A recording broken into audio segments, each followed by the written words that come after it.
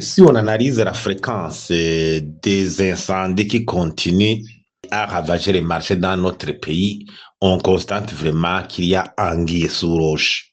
C'est une singularité regrettable qui caractérise notre pays, avec tout ce que cela comporte comme conséquence au niveau de la perception des taxes de l'État, au niveau de la survie des familles.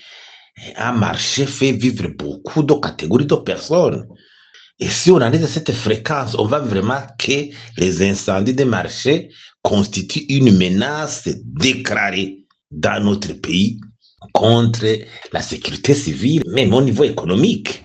Donc, on ne comprend pas pourquoi le gouvernement ne fait pas une enquête minutieuse, une étude minutieuse pour établir les causes profondes, les vraies causes des incendies qui ravagent nos marchés et prendre des mesures conséquentes pour baliser à cela de façon définitive.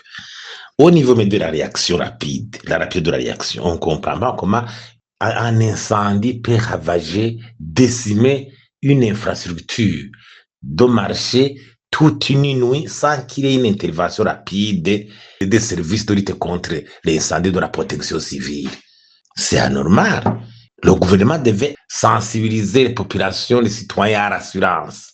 Exiger par exemple le paiement d'assurance aux propriétaires des stands, aux commerçants qui exercent leurs activités dans le marché.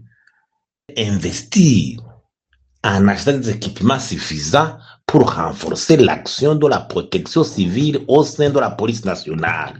C'est une mission par excellence du gouvernement. Faire face aux menaces d'incendie. Ensuite, il faut baliser contre les agendas cachés de certaines personnes mal intentionnées qui pourraient vouloir profiter de cet incendie et pour s'arroger le droit d'exclure les anciens propriétaires pendant la nouvelle distribution des stands du marché, en l'occurrence donc ce marché d'Ongozi.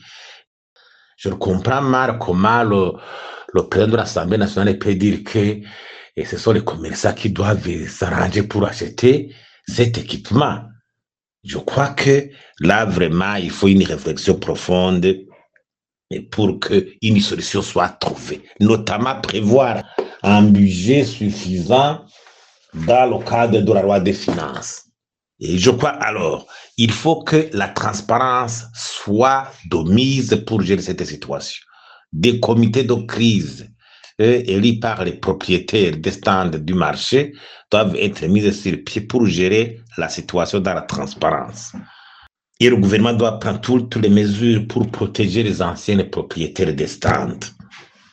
Investir immédiatement dans les marchés pour prendre des mesures définitives, palliatives contre de tels incidents. Faire une inspection régulière des marchés construits. Donc, je crois quelque part, il faut une action gouvernementale décisive et non pas des mesures évasives, une stratégie gouvernementale décisive pour prendre des solutions idoines à de telles situations.